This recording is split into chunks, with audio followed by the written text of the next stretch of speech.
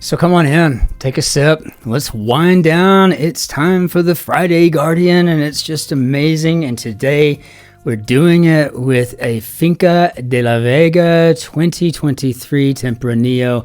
And this is another one of those deep, deep rubies, right? And it's got that gorgeous purplish lilac color halo where the edge of the liquid meets the crystal. On the nose, nothing but cassis and black stone fruit and like just a bowl of cherries sitting on top. Just so fruity and so gorgeous.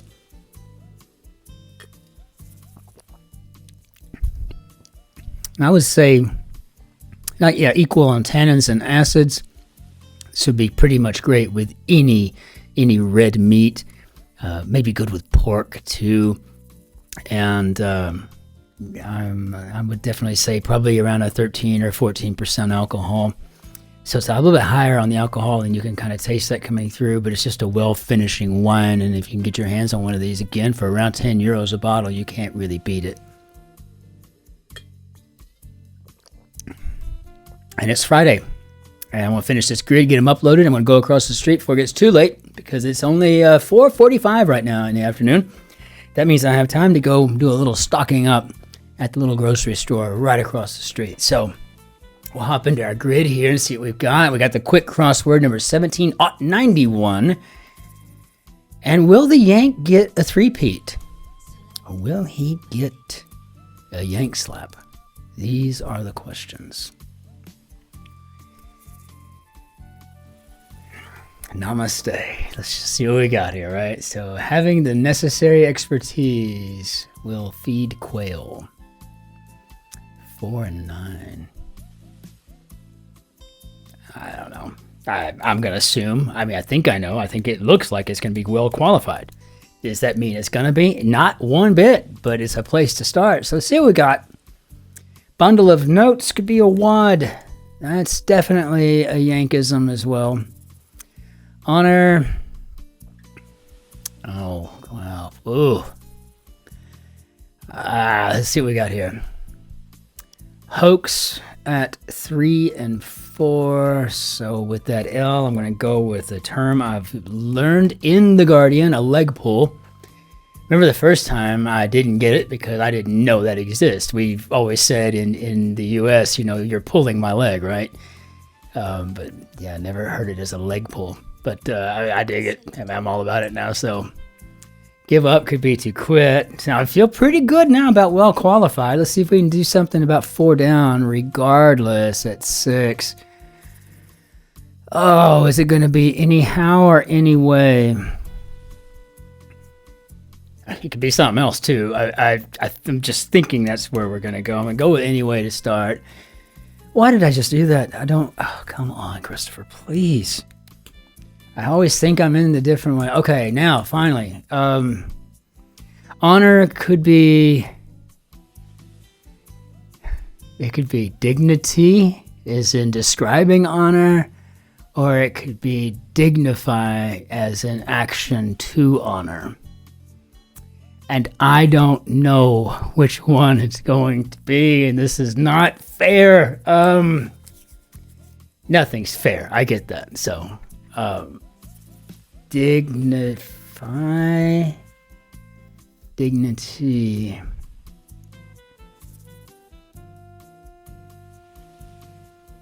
I'm gonna go with dignify. It just seems like you're more likely to. I don't even know. I can't even say you're more likely. I mean, I've spent a great deal of my life in the United Kingdom, but I have not spent enough time there to know what's more likely that you're going to use on this one, though, right? Noisy and garish. Okay, how about loud? That's definitely a fabulous definition. Noisy and garish. But to each their own. It's a matter of taste. Somebody could think that this opera scarf of mine, and I've got a bunch of them, right? I think they're all loud and garish, and I'm thinking this one's about as subdued as you can get. Navigation aid to other vessels. Ride or run very quickly. Solo bets, anagram, unsuccessful. So ride or run very quickly. The ride part tells me that we're probably maybe talking about a gallop. Still nothing on that.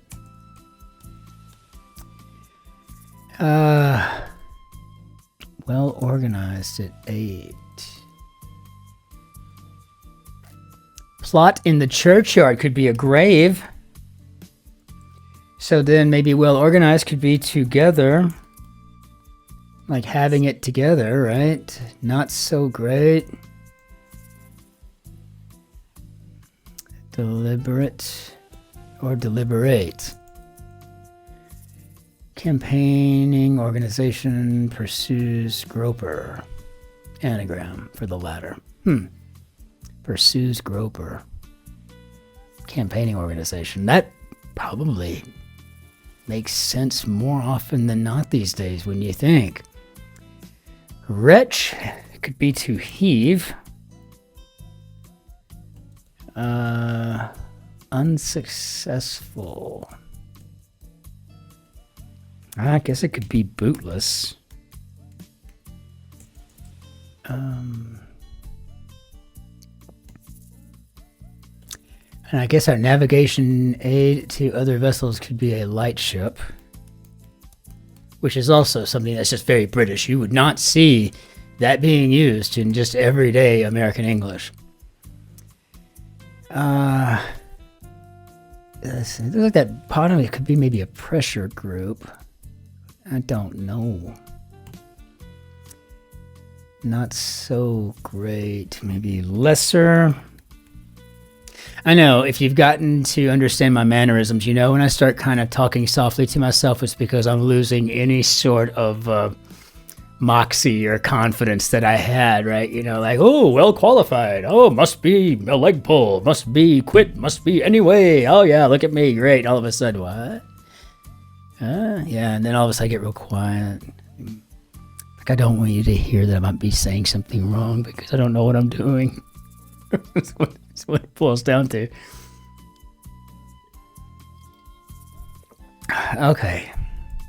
If I can just get something that can tell me what this is. If this is a pressure group, this could be a rung. And that deliberate, I guess like anything deliberate, it's well calculated, well studied by definition. Decline. Party food. I don't know what the decline is, but I think we're talking about a dip, right? Something for chips or whatnot, or for your celery stalks. Decline party food. So do you just take a dip on the RSVP? You know, I'm going to have to take a dip on your invitation. Sorry, mate. Is that how that works? I do believe we got ourselves a pressure group here, though. And pressure group. And okay, so filled tortilla, and this would be a burrito. Court order, maybe a writ. Smear, none. Oh, maybe discredit. Chiromancer's reading material. Well, I guess these would be palms. That's funny, chiromancer. I mean, the Shiro kind of gives it away, right? You know, but if I ever construct a grid that's got an obit in it again, I might have to put in there a necromancer's reading material. That would be funny to me.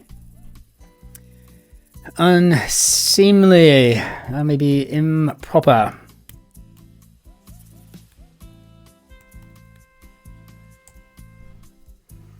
Bottom of the ocean could be a seabed. I do believe we've got discredit here. And I'm feeling a little bit better now all of a sudden. I think we got ourselves a laborer. And a layabout, maybe an idler. And again, I think I've used 4 terms in this grid that I've learned strictly in this grid. by doing this grid on a daily basis. This is just fabulous.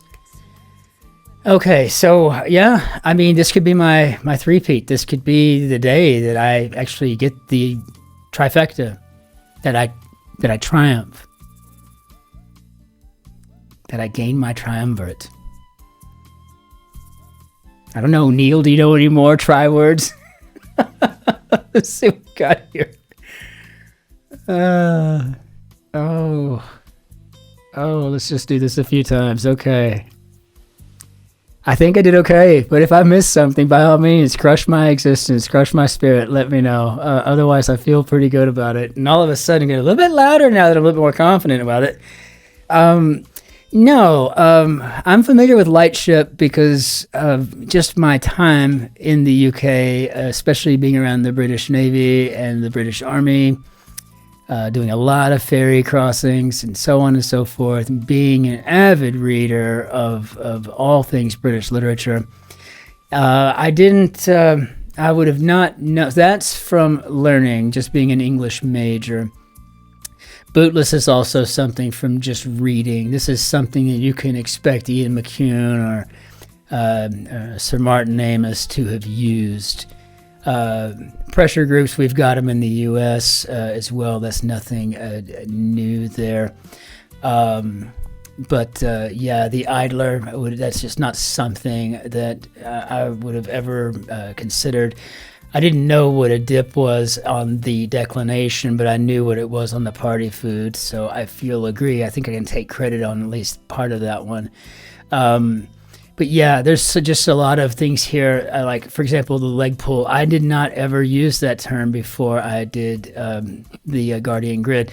That's one of those things that I ran, that I've learned through this grid specifically on a daily basis.